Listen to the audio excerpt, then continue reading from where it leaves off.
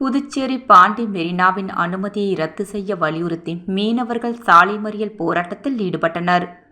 புதுச்சேரி பாண்டி மெரினாவிற்கு அனுமதிக்கப்பட்ட இடத்தை மீறி சதுப்பு நில காடுகளை ஆக்கிரமிக்கும் பாண்டி மெரினா நிர்வாகத்தை கண்டித்தும், மீனவர்களின் வாழ்வாதாரத்தை பாதிக்கும் வகையில் செயல்படும் பாண்டி மெரினாவின் அனுமதியை ரத்து செய்ய வலியுறுத்தி வம்பாக்கீரபாளையம் மீனவ கிராம மக்கள் 500க்கும் மேற்பட்ட ஆண்கள், பெண்கள் சோனாம்பாளையம் 4 முனை சந்திப்பில் சாலை மறியலில் ஈடுபட்டனர்.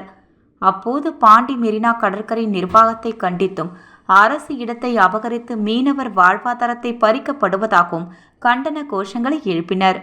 மேலும் மீனவ மக்களின் படகுகள் மற்றும் வலைகளை அமைப்பதற்கு இடத்தை கொடுக்காமல் பாண்டி மெரினா நிர்வாகம் கடற்கரை ஆக்கிரமிப்பு செய்கிறது. இதனை அரசும் துறை சார்ந்த அதிகாரிகளும் தடுக்கவில்லை என குற்றம் சாட்டினர். மீனவர்களின் போராட்டத்திற்கு ஆதரவாக அதிமுக மாநில செயலாளர் அன்பழகன் கலந்து கொண்டு சாலை மறியலில் ஈடுபட்டார்.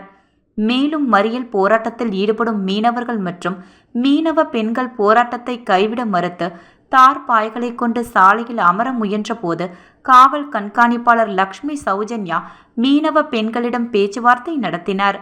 ஆனால் பெண்கள் பேச்சுவார்த்தை ஏற்க மறுத்து கடுமையான வாக்குவாதத்தில் ஈடுபட்டனர். அதனைத் தொடர்ந்து சாலையில் அமர முயன்றபோது காவல் கண்காணிப்பாளர் லக்ஷ்மி சௌஜன்யா தலைமையிலான போலீசார் தார் பாய்களை பிடித்து எடுத்து செல்ல முயன்றனர். அப்பொழுது கடுமையான தள்ளுமுள்ளு ஏற்பட்டது.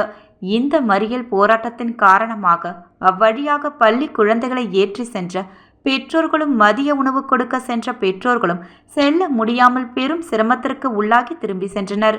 இதனால் சுமார் 2 மணி நேரத்திற்கு மேலாக இப்பகுதியில் பரபரப்பான சூழல் நிலவியது. சம்பவ இடத்திற்கு வந்த அதிகாரிகள் போராட்டத்தில் ஈடுபட்ட மக்களிடம் சமாதான பேச்சு நடத்தினர். இதனையடுத்து போராட்டம் கைவிடப்பட்டது. போராட்டத்தின் போது இருசக்கர வாகனத்தில் வந்த இளைஞர் போராட்டத்தில் ஈடுபட்டவர் மீது திடீரென மோதினார்.